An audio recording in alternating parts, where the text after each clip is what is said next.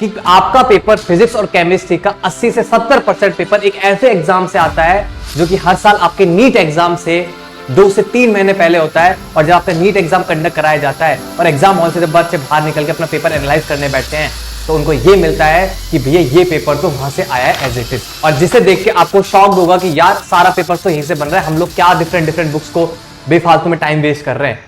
और आज मैं यही प्रूफ करके दिखाऊंगा कि अगर आप लोग सेम क्वेश्चंस को बार बार प्रैक्टिस करते हो तो आपके सिलेक्शन के चांसेस 101% हो जाते हैं। और इस बुक के बारे में मैक्सिमम 98% स्टूडेंट्स को, नीट एस्पिरेंट्स को पता ही नहीं है कि कुछ इस नाम की बुक होती है और जिसके अंदर से एग्जामिनर 80 से 90% छापता है। क्या ये बात आपको पता था? नहीं ना। बट यही चीज अगर आप लोग कोटा में जो स्टूडेंट्स प्रिपेयर कर रहे हैं नीट एग्जाम के लिए, उन्हें बहुत अच्छे से पता है कि यहां से थ्योरी क्वेश्चंस बनते हैं। इसीलिए जो रेशियो है थोड़ा फ्लक्चुएट करता है। हाँ मेरे दोस्त, ये सही बात है कि अगर आप ये मेथड फॉलो करते हो तो आपके 50% से 100% श्योरिटी हो जाती है आपके सिलेक्शन की। बट करते कैसे हैं? 20 लाख प्लस बच्चों को यही नहीं पता कि पेपर एक्चुअली बनता कहां से है और क्या रिसोर्स हमें फॉलो करना चाहिए। बट कुछ रिसोर्सेज मैं ऐसे बताऊंगा जहां से एग्जामिनर 80 से 90% पेपर छापता है। So hi everyone, this is doctor Sumit, mentor of thousands of student preparing for India toughest exam NEET and JEE. So आज इस वीडियो में मैं कुछ ऐसे सोर्सेज रिलीव करने वाला हूं जहां से क्वेश्चन डायरेक्ट पुट अप होते हैं। सो स्टार्ट करते हैं। सबसे इंपॉर्टेंट है भैया, पेपर कहां से बनता है। पहले तो ये तो देख लो पेपर बनता है कहां से बनता है, ठीक है। इसके अंदर मैं आपको ये क्लैरिफाई कर देता हूं कि 3 पार्ट्स में मैंने डिवाइड कर दिया। सबसे पहले कि एनसीईआरटी, जो एनसीईआरटी होती है ना, जिसके अंदर आपके थ्योरी क्वेश्चंस बनते हैं, कुछ रिएक्शन क्वेश्चंस बनते हैं, वो आपकी 10% सिलेबस कवर करती है पेपर का। मतलब 10% पेपर आपके एनसीईआरटी से बनता है और 10% सिलेबस पेपर आपका नोट से बनता है। और रिमेनिंग 80%, क्या बोला, 80% पेपर आपके पीवाईक्यूज से बनता है। और जब आप पीवाईक्यूज के बारे में आपको कुछ ऐसी चीजें रिलीव करूंगा जिनको देखकर, जिनको सुनकर आप खुद बोलोगे अरे यार भैया, हम तो ये सोच रहे थे कि बार बार में सेम क्वेश्चन प्रैक्टिस करने से क्या हमारा सिलेक्शन हो जाएगा। और आज मैं यही प्रूफ करके दिखाऊंगा कि अगर आप लोग सेम क्वेश्चंस को बार बार प्रैक्टिस करते हो तो आपके सिलेक्शन के चांसेस 101% हो जाते हैं। सो स्टार्ट करते हैं। सबसे पहले हम डिस्कस करते हैं एनसीईआरटी, जो कि आपका 10% वेटेज कवर करती है आपके नीट एग्जाम में। बट इसके अंदर सबसे इंपॉर्टेंट होता है रिसोर्स, आपको क्या क्या फॉलो करना है। सबसे बेस्ट जो रिसोर्स है, एनसीईआरटी रीड करना है और एक एनसीईआरटी एग्जाम्पल्स और एक एनसीईआरटी एग्जाम्पलर। 3 चीजें मैंने इसमें मेंशन की हैं। क्या कि आपको एनसीईआरटी रीड, आपको कुछ चैप्टर्स की एनसीईआरटी रीडिंग मस्ट है। अब होता क्या है कि जब बच्चा एनसीईआरटी रीड करने बैठता है तो वो कुछ ऐसे डिफिकल्टी फेस करता है जिसको आप भी, मतलब most of the students face कर रहे होंगे। और डिफिकल्टी क्या है कि भैया एनसीईआरटी जब रीड करने बैठते हैं ना तो हमें कुछ पल्ले ही नहीं पड़ता, वो समझ ही नहीं आती कि एक्चुअल में एनसीईआरटी हमें क्या समझाना चाह रही है। हम ट्राई करते हैं, हम बहुत ट्राई करते हैं उसको समझने का, बट नहीं हो पाता। तो अब करना क्या है, देखो मोस्ट ऑफ द क्वेश्चंस मैं सबसे पहले ऑर्गेनिक का स्टार्ट करूंगा, केमिस्ट्री का स्टार्ट करूंगा, फिजिक्स का मैं थोड़ा लेट डिस्कस करूंगा। ऑर्गेनिक के अंदर इस साल आपने देखा होगा बहुत सारे क्वेश्चंस आपके ना थ्योरी क्वेश्चंस आ रहे हैं। तो उसके लिए ऑर्गेनिक, इनऑर्गेनिक और फिजिकल केमिस्ट्री के लिए आप सभी को क्या करना है, एक एनसीईआरटी एग्जाम्पलर नाम की बुक आती है।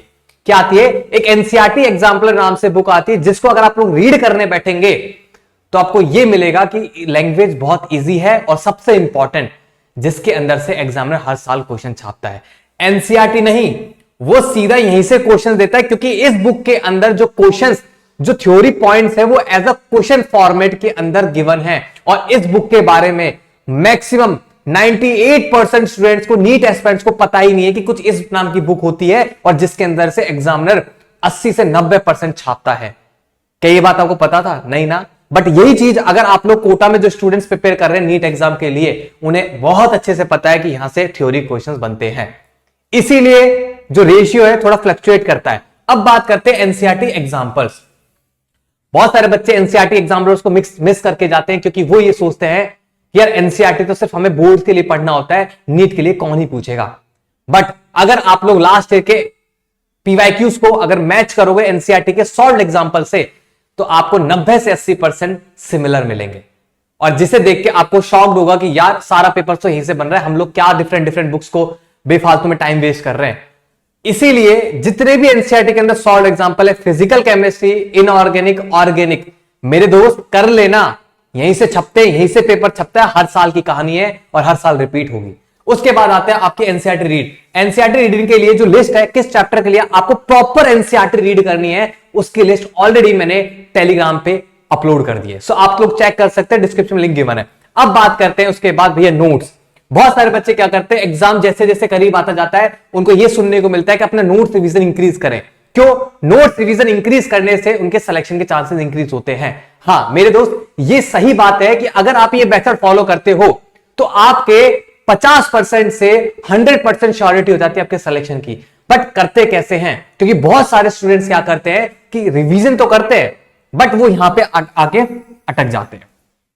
और यहां पे क्या डिफिकल्टी फेस करते हैं, जब डिटेल नोट्स रिवाइज करते हैं तो उनको एक कंडीशन, एक डिफिकल्टी फेस होती है कि भैया 3 घंटे के अंदर सिर्फ हम एक चैप्टर रिवाइज कर पा रहे हैं। बट अगर आपको कुछ ऐसा मिल जाए कि आप लोग 1 घंटे के अंदर अपने 10 से 15 चैप्टर रिवाइज कर ले, तो भैया फिर बात ही क्या, फिर तो मजे ही मजे हैं। तो सेम वही करना है, डिटेल नोट्स पे ना जाके आपको शॉर्ट नोट्स पे जाना है। बिकॉज जो शॉर्ट नोट्स होते हैं वो उस चीज के लिए होते हैं जब आपके एग्जाम करीब आ रहा होता है ना, तो उस टाइम पे आप लोग ऑलरेडी इतने पैनिक होते हो कि अगर आप लोग डिटेल नोट्स पढ़ने जाओगे तो रहे से बर्बाद हो जाओगे। तो इसीलिए आपको अपने शॉर्ट नोट्स इस टाइप से प्रिपेयर करने हैं कि आपका जितना भी कंटेंट आपने डिटेल नोट्स में लिखा है वो मैक्स टू मैक्स एक important topics, important formulas, important content, important stuff सारा कवर हो जाना चाहिए आपके शॉर्ट नोट्स के अंदर। That's it.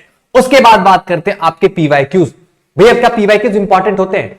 हर एक क्रिएटर बोलता है, हर एक एजुकेटर, हर एक टीचर बोलता है कि पीवाईक्यूज प्रैक्टिस करना मस्ट है।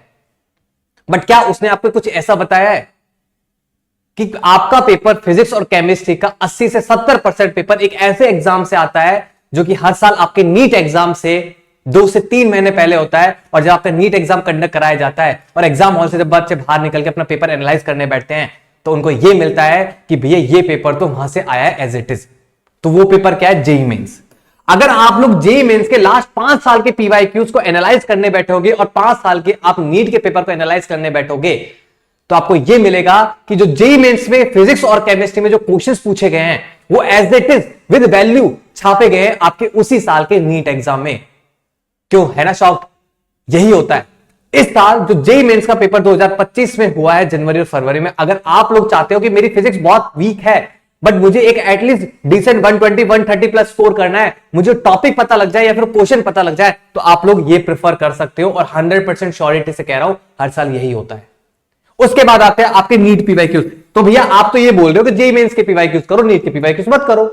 मैंने बोला कि ऐसा नहीं ना, जी नीट के पीवाईक्यूज भी आपको प्रैक्टिस करने हैं। क्यों प्रैक्टिस करने हैं?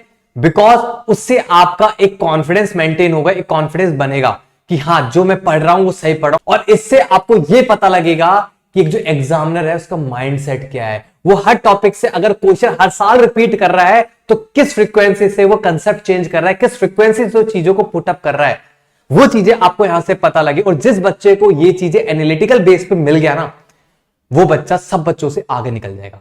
तो ये सारा वीडियो को जिस्ट है। जिस बच्चे ने वीडियो अच्छे से समझा है, अगर इसको ऑनेस्टली 10 to 15 डेज भी फॉलो करेगा ना, तो मेरे दोस्त वो हजारों लाखों बच्चों से उन बच्चों के अंदर होगा जो बच्चे 1 से 1.5 लाख बच्चे जो हर साल सिलेक्शन लेते हैं ना, उनके अंदर आना है तुम्हें।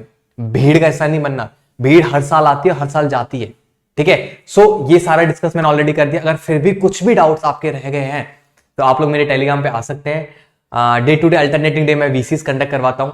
सो all the very very very very best. अच्छे से प्रिपरेशन करें। Bye bye.